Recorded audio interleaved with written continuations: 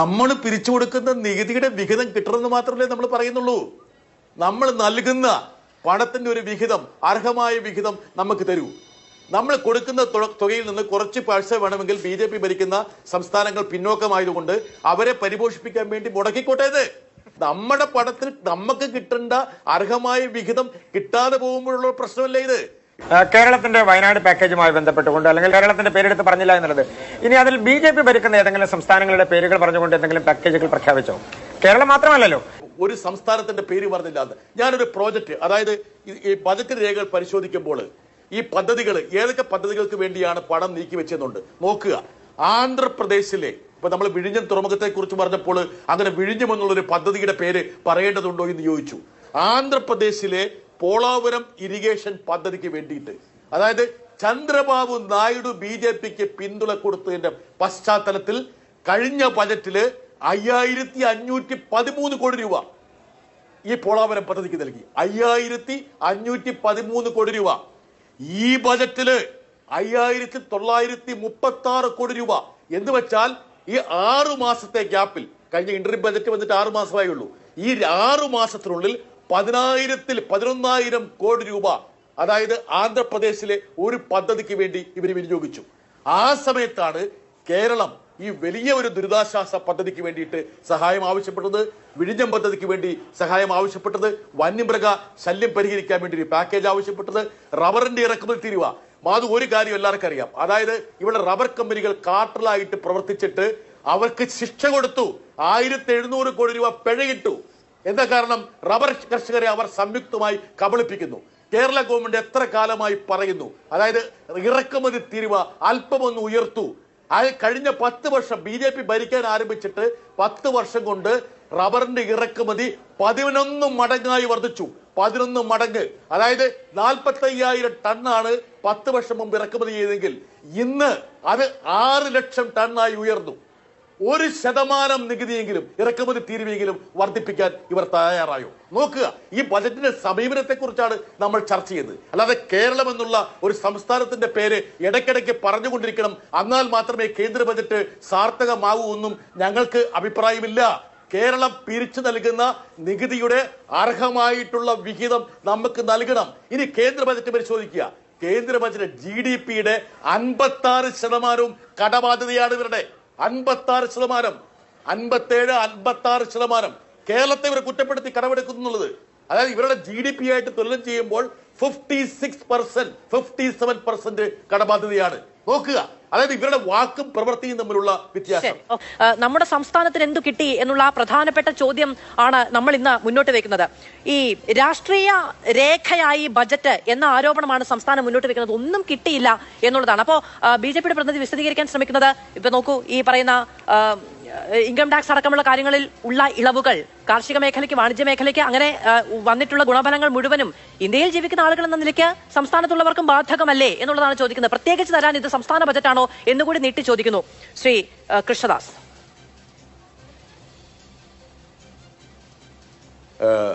ശ്രീ കൃഷ്ണദാസ് പറഞ്ഞതൊന്നും എനിക്ക് അധികം ശ്രദ്ധിക്കാൻ പറ്റില്ല. പക്ഷേ എനിക്ക് അദ്ദേഹത്തിനോടൊരു അഭ്യർത്ഥനയുണ്ട്.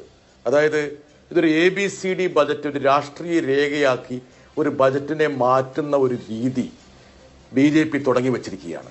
ഇപ്പോൾ ബീഹാറിനെ കുറിച്ച് 6 പരാമർശങ്ങളാണ്. ഇപ്പൊ മക്കാന ബോർഡിനെ കുറിച്ച് പറഞ്ഞു, അതായത് താമര വിത്തിനെ കുറിച്ച് ആരെങ്കിലും പറയുന്നതിന് നമുക്ക് ബുദ്ധിമുട്ടില്ല. പക്ഷെ അതാ പറയുന്ന ഒരു രീതിയുണ്ട്. അതുപോലെ ആന്ധ്രാപ്രദേശിന്റെ പോളാവരം പദ്ധതി ഇവിടെ 5000 കോടി രൂപയാണ് ഇവിടെ പ്രഖ്യാപിച്ചിരിക്കുന്നത്. കേരളം നൽകിയിരിക്കുന്ന ശുപാർശകളിൽ ഒന്നുപോലും പരിഗണിച്ചിട്ടില്ല. അതായത് ഈ റബ്ബറിന്റെ ഇറക്കുമതി തീരുവ ഉൾപ്പെടെ, അതുപോലെ ഇന്ത്യക്ക് അഭിമാനമാകാൻ പോകുന്ന ഒരു തുറമുഖ പദ്ധതിക്കുള്ള സഹായം, വിഴിഞ്ഞം പദ്ധതിക്കുള്ള സഹായം, അതുപോലെ വയനാട് റീഹാബിലിറ്റേഷനുമായി ബന്ധപ്പെട്ടത്, ഇങ്ങനെ ഒരുപാട് പദ്ധതികളുടെ കാര്യം കേരള ഗവൺമെന്റ് കേന്ദ്ര ഗവൺമെന്റിന് സമർപ്പിച്ചിരുന്നു. ഒന്നുപോലും പരിഗണിച്ചില്ല എന്നുള്ളതാണ് ഇതിനകത്ത് യാഥാർത്ഥ്യം. ഇനി എന്നെ അത്ഭുതപ്പെടുത്തിയ ഒരു കാര്യം എന്ന് വെച്ചാൽ, ഇന്നലെ ഇവിടെ സമർപ്പിക്കപ്പെട്ട സാമ്പത്തിക സർവേയിൽ പറഞ്ഞിട്ടുള്ള ചില കാര്യങ്ങളുണ്ട്. അതായത് കാർഷിക മേഖലയിലെ പ്രതിസന്ധി, അതുപോലെ തന്നെ മാനുഫാക്ചറിംഗ് സെക്ടർ അനുഭവിക്കുന്ന ഏറ്റവും പ്രധാനപ്പെട്ട തിരിച്ചടി, രൂപയുടെ വിലത്തകർച്ചയ്ക്ക് നിദാനമായിട്ട് പരോക്ഷമായിട്ട് സാമ്പത്തിക സർവേ ചൂണ്ടിക്കാണിച്ച വിദേശ മൂലധനത്തിന്റെ പലായനം, അങ്ങനെ ഒരുപാട് പ്രശ്നങ്ങൾ, പ്രതിസന്ധികൾ ഇക്കണോമിക് സർവേ വരച്ചു കാട്ടിയിരുന്നു. ഞാൻ ആത്മാർത്ഥമായിട്ട് വിചാരിച്ചു, അതായത് ഈ ബജറ്റിൽ അത് സംബന്ധിച്ച് എന്തെങ്കിലും ഒരു സമീപനം, ഒരു തന്ത്രം പ്രഖ്യാപിക്കുമെന്ന്. ഒരു നിർദ്ദേശവും ഈ ബജറ്റിൽ ഉണ്ടായില്ല എന്ന് മാത്രമല്ല, മുൻകാലങ്ങളിലുള്ള വകയിരുത്തൽ കുറയുകയാണ് ചെയ്തത്. ഇപ്പോൾ കാർഷിക മേഖല എടുക്കാം. കാർഷിക മേഖലയിൽ കഴിഞ്ഞ പ്രാവശ്യം വകയിരുത്തിയ തുക ഇക്കുറി വകയിരുത്തിയിട്ടില്ല. അതുപോലെ തന്നെ റൂറൽ ഡെവലപ്മെന്റ്, ഗ്രാമീണ വികസനത്തിന്റെ രംഗത്ത് ഭക്ഷ്യ സബ്സിഡി, ഇപ്പം 2 പ്രസ്താവനകൾ എൻ്റെ ശ്രദ്ധയിൽപ്പെട്ടു. അതിൽ ഏറ്റവും പ്രധാനപ്പെട്ട ഒരു പ്രസ്താവന നമ്മുടെ ജോർജ് കുര്യന്റെയാണ്. കേരളം പിന്നോക്ക സംസ്ഥാനമാണെന്ന് നിങ്ങൾ പ്രഖ്യാപിച്ചാൽ ഞങ്ങൾ പൈസ തരാം. ഏത് നമ്മൾ പിന്നോക്കമാകണമെന്നാണ് അവർ പറയുന്നത്. അപ്പോൾ നമ്മൾ ഇതുവരെ മുന്നോട്ട് പോയത് നമുക്ക് വലിയൊരു പാരയായിട്ട് വന്ന് ഭവിച്ചു എന്നുള്ളതാണ്. എനിക്ക് ജോർജ് കുര്യനോട് പറയാനുള്ള ഒരു കാര്യം, ജോർജ് കുര്യൻ ഇത് കേൾക്കുന്നുണ്ടെങ്കിൽ, അതായത് പ്രധാനമന്ത്രിയുടെ, അദ്ദേഹം ഫിഷറീസ് മന്ത്രിയും കൂടിയാണ്, പ്രധാനമന്ത്രി മത്സ്യസമ്പാദ യോജന 2352 കോടി രൂപ നീക്കിയിരുന്നു. അതിൽ ചെലവഴിച്ച തുക എത്രയാണെന്നറിയോ? 1500 കോടി രൂപ മാത്രം. 852 കോടി രൂപ ചെലവഴിച്ചിട്ടില്ല. കഴിഞ്ഞ തവണ രാജ്യസഭയിൽ ഞാൻ ഈ കേരളത്തെ അവഗണിക്കുന്ന കാര്യം ചൂണ്ടിക്കാണിച്ചപ്പോൾ എൻ്റെ സുഹൃത്ത് സുരേഷ് ഗോപി എഴുന്നേറ്റ് നിന്ന് പറഞ്ഞൊരു കാര്യമുണ്ട്, അടുത്ത ബജറ്റ് മുതൽ കേരളത്തെ അങ്ങ് പരിഗണിക്കാൻ പോവുകയാണെന്നുള്ളത്. യഥാർത്ഥത്തിൽ സുരേഷ് ഗോപിയെ പോലുള്ള ആൾക്കാരെ അപമാനിക്കുകയല്ലേ ചെയ്തത്. ഇനിയിപ്പോൾ ഇൻകം ടാക്സിന്റെ കാര്യമാണ് ഇപ്പോൾ എടുത്തിട്ടിരിക്കുന്നത്. ഒരു കാര്യം നമ്മൾ ശ്രദ്ധിക്കണം, കഴിഞ്ഞൊരു 3-4 ദിവസം കൊണ്ടാണ് പെട്ടെന്ന് BJPയുടെ ഈ പദാവലികളിലേക്ക് മധ്യവർഗം എന്നുള്ള ഒരു സംശയം കടന്നു വരുന്നു. അതായത് രാഷ്ട്രപതി 7 തവണ മിഡിൽ ക്ലാസിനെ കുറിച്ച് പറഞ്ഞു, ഈ ബജറ്റ് 6 തവണ പറഞ്ഞു. എന്തിനു വേണ്ടിയാണെന്നുള്ള കാര്യം നമ്മൾ ശ്രദ്ധിക്കണം. മധ്യവർഗത്തിന് നല്ല സ്വാധീനമുള്ള ഡൽഹിയിൽ ഒരു തെരഞ്ഞെടുപ്പ് ഫെബ്രുവരി 5 നടക്കാൻ പോകുന്നു.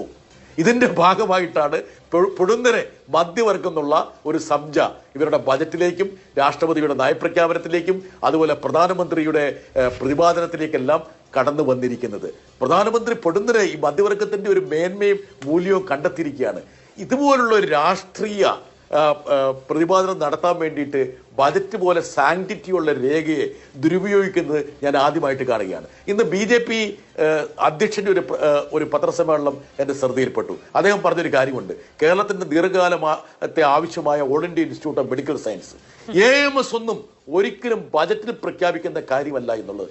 എനിക്ക് ഈ BJP നേതാക്കളോട് എനിക്ക് അഭ്യർത്ഥിക്കാനുള്ളത്, ദയവ് ചെയ്ത് അല്പമെങ്കിലും ഗ്രഹപാഠം നടത്തൂ. എത്രയോ all India institute of medical science ബജറ്റിലൂടെയാണ് പ്രഖ്യാപിച്ചത്. ഞാൻ തന്നെ സാക്ഷ്യം വഹിച്ച ഒരു 2 കാര്യം പറയാം. 2017-18 ഗുജറാത്തിലും ജാർഖണ്ഡിലും all India institute of medical science പ്രഖ്യാപിച്ചത് അരുൺ ജെയ്റ്റ്ലി ബജറ്റ് അവതരിപ്പിച്ചുകൊണ്ടാണ്. അരുൺ ജെയ്റ്റ്ലി ഫെബ്രുവരി 1, 2017. ഇനി ഒന്നും കൂടി പറയാം, അതായത് അതിനുശേഷം 2019 ഫെബ്രുവരി 1 പീയൂഷ് ഗോയൽ ഇടക്കാല ബജറ്റ് അവതരിപ്പിക്കുമ്പോഴാണ് ഹരിയാനയിലെ all India institute of medical science, എത്രയോ all India institute of medical science ബജറ്റിലൂടെ പ്രഖ്യാപിക്കപ്പെട്ടു. ഇതൊക്കെ വിസ്മരിച്ചുകൊണ്ട് ഏകപക്ഷീയമായി ധാർഷ്ട്യത്തോടെ പ്രഖ്യാപനം നടത്തുകയാണ്. എന്താ കാരണം? കേരളത്തിന്റെ ഒരു all India institute of medical science ഒന്ന് ശ്രദ്ധിക്കുക, 22 all India institute of medical science പ്രഖ്യാപിച്ചു. ആരോഗ്യ രംഗത്ത് ലോകത്തിന്റെ നെറുകയിൽ സ്ഥാനം പിടിച്ച കേരളത്തെ ഒന്ന് ആദരിക്കുന്നതിന് വേണ്ടിയെങ്കിലും ഒരു all India institute of medical science ഇവർ നൽകണ്ടേ? അപ്പോൾ അതുപോലും പ്രഖ്യാപിക്കാതിരുന്നപ്പോൾ അതിനൊരു കാരണമായിട്ട് ഇവർ മുന്നോട്ട് വെച്ച അബദ്ധജടിലമായിട്ടുള്ള ഒരു ന്യായീകരണം ഇവരെ തിരിഞ്ഞു കുത്തുന്നുണ്ട്. ജനങ്ങൾ അത്ര വിട്ടുകളാണോ?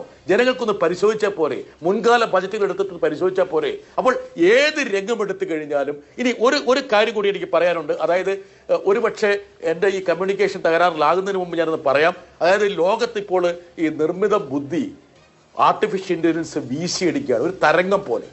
നമ്മൾ ഈ ബജറ്റിൽ അങ്ങനെ ഒരു സംഭവം ഉണ്ടോ? ഞാൻ ഒന്നും കൂടി സൂക്ഷ്മമായി പരിശോധിച്ചു. അതായത് പെർഫോമൻസ് ബജറ്റ് വിലയിരുത്തിയപ്പോൾ ഷോക്കിംഗ് ആണ്, ഞെട്ടിപ്പിക്കുന്നതാണ്.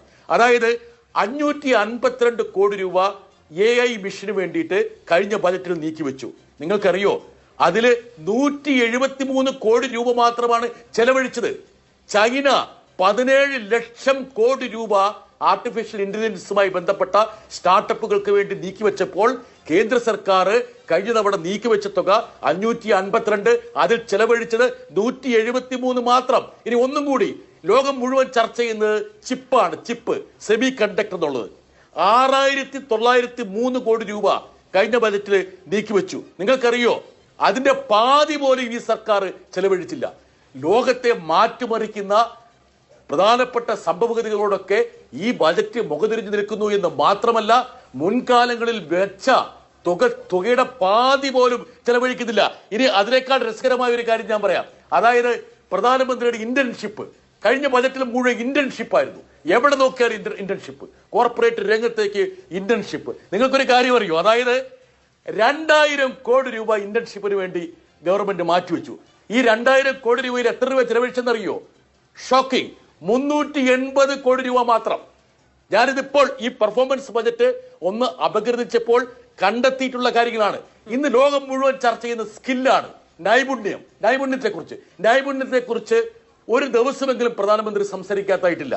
ഈ നൈപുണ്യ വികസനത്തിന് വേണ്ടിയിട്ട് കഴിഞ്ഞ തവണ നീക്കിവെച്ച തുകയില് 80% പോലും കഷ്ടിച്ച് ചെലവഴിച്ചിട്ടുള്ളത്. ശ്രീ ജോൺ ബ്രിട്ടാസ്, അങ്ങനെ ഇപ്പോ സംസ്ഥാനത്തിന് പ്രത്യേകിച്ച് BJP ഭരിക്കുന്ന സംസ്ഥാനങ്ങൾക്ക് പ്രത്യേകിച്ച് എന്തെങ്കിലും കൊടുക്കുന്നുണ്ടോ എന്ന ചോദ്യമാണ് തിരിച്ചു ചോദിക്കാനുള്ളത്. സംസ്ഥാന ബജറ്റ് വരാനിരിക്കുകയാണ്. നമുക്ക് നമ്മുടെ പദ്ധതികൾ, നമ്മുടെ മുന്നോട്ടുള്ള പോക്ക്, ഇതിനെ എല്ലാ കാര്യങ്ങളെയും ഡിസൈൻ ചെയ്യണമെങ്കിൽ നമുക്ക് വലിയ സാമ്പത്തിക സഹായം ആവശ്യമുണ്ട്. ഈ പരിമിതമായ വിഭവങ്ങൾ വെച്ചുകൊണ്ട് എങ്ങനെ മുന്നോട്ട് പോകാൻ കഴിയും? നമ്മുടെ സംസ്ഥാനത്തിന്റെ സാമ്പത്തിക സാഹചര്യം എന്ത് എന്നത് കൂടി നമുക്ക് വ്യക്തമാണ്.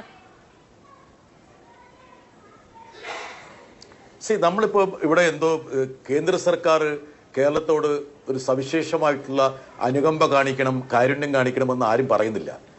നമ്മൾ പിരിച്ചു കൊടുക്കുന്ന നികുതിയുടെ വിഹിതം കിട്ടണമെന്ന് മാത്രമല്ലേ നമ്മൾ പറയുന്നുള്ളൂ. നമ്മൾ നൽകുന്ന പണത്തിന്റെ ഒരു വിഹിതം, അർഹമായ വിഹിതം നമുക്ക് തരൂ. നമ്മൾ കൊടുക്കുന്ന തുകയിൽ നിന്ന് കുറച്ച് പൈസ വേണമെങ്കിൽ BJP ഭരിക്കുന്ന സംസ്ഥാനങ്ങൾ പിന്നോക്കമായതുകൊണ്ട് അവരെ പരിപോഷിപ്പിക്കാൻ വേണ്ടി മുടക്കിക്കോട്ടേത്.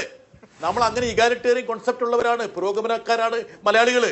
പക്ഷെ നമ്മുടെ പണത്തിൽ നമുക്ക് കിട്ടേണ്ട അർഹമായ വിഹിതം കിട്ടാതെ പോകുമ്പോഴുള്ള പ്രശ്നമല്ലേ ഇത്? ഇപ്പൊ യഥാർത്ഥത്തിൽ BJPയുടെ സ്നേഹിതൻ ഇവിടെ പറഞ്ഞ മുഴുവൻ കളവെന്ന് പറയുന്ന വാക്ക് അൺപാർലമെന്ററി ആയതുകൊണ്ട് ഞാൻ പറയുന്നില്ല, അവാസ്തവമാണ്.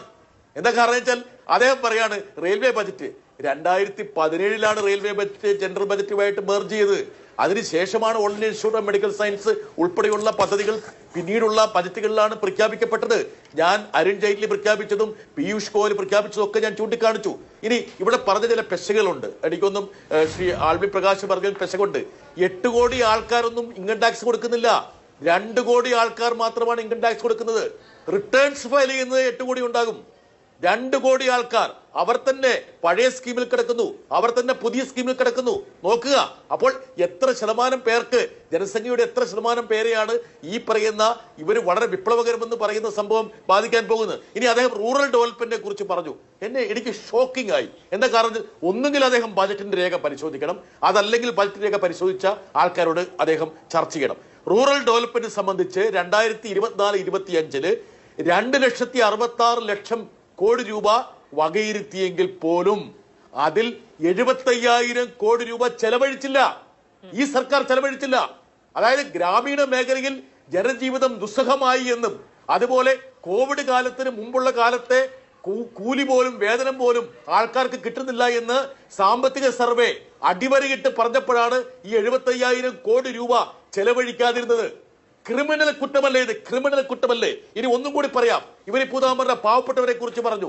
പ്രധാനമന്ത്രിയുടെ നഗരമേഖലയിലെ ആവാസ്, അതായത് ഈ പറഞ്ഞ വീട് വെക്കുന്ന സ്കീം, ആ വീട് വെക്കുന്ന സ്കീമില് അവർ കഴിഞ്ഞ പ്രാവശ്യം വകയിരുത്തിയതിൽ 16,000 കോടി രൂപ ചെലവഴിച്ചില്ല. 54% മാത്രമാണ് ആ ഫണ്ട് വിനിയോഗിച്ചിരിക്കുന്നത്. ഇപ്പം നിർമ്മല സീതാരാമൻ ബീഹാറിലെ മധുബനിയിൽ ഡിസൈൻ ചെയ്ത ഒരു സാരി ഉടുത്തു എന്നുള്ളത് വലിയൊരു ഒരു പ്രശ്നമായിട്ട് ഞാൻ കാണുന്നില്ല.